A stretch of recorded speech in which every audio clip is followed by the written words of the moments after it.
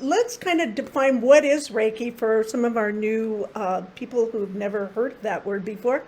I mean, it's much more commonly known than back in the 80s, right? It's become much more mainstream. Uh, Yeah, it's all over the world. mhm. But Reiki is actually the same thing as they used to call laying on of hands.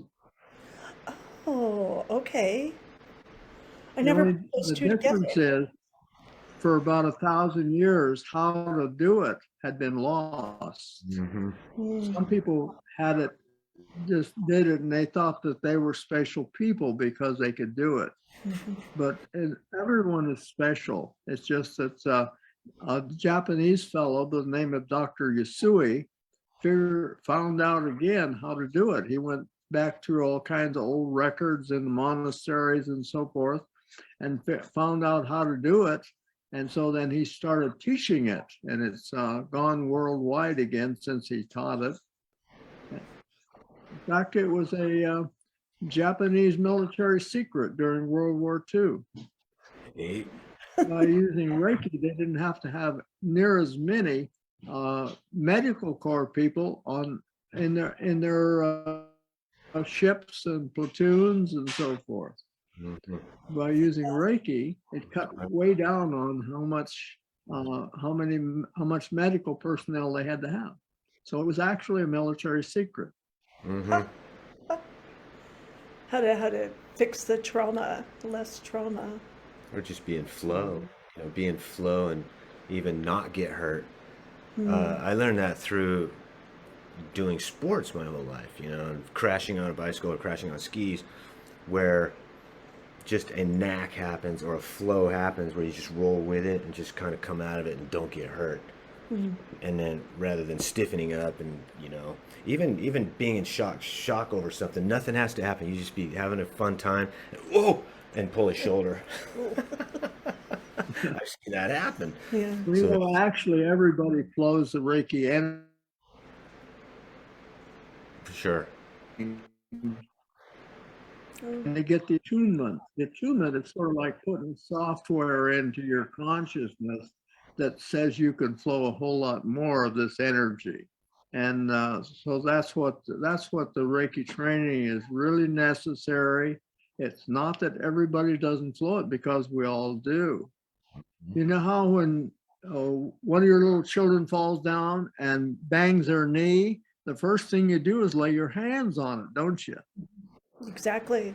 See, we naturally want to do it. It's just that we've in our modern civilization, we've forgotten a lot of these things. Mhm.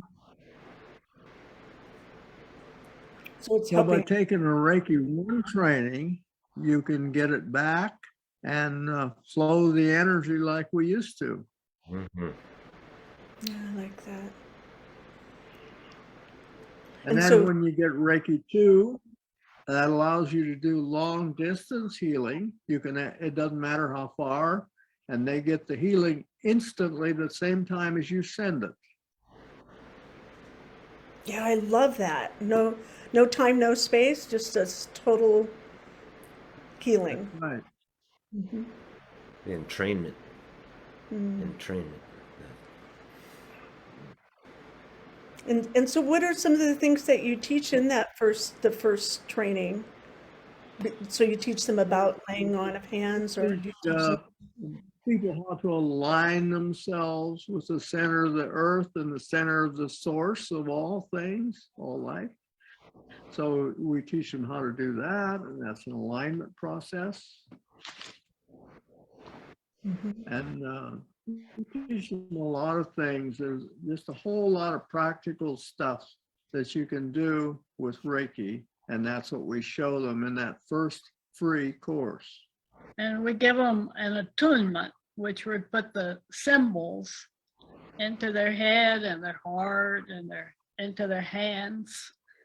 And that helps them realize that they can run the source energy. They're not running their own energy, but they're using like the source energy that Yeah. comes from God Mhm. through them. Yes, ma'am. Well, it's the source of all life, no matter what you call it. Right. You know, it exists, or we wouldn't. Us then, Yeah. right? What do you call it? Well, me.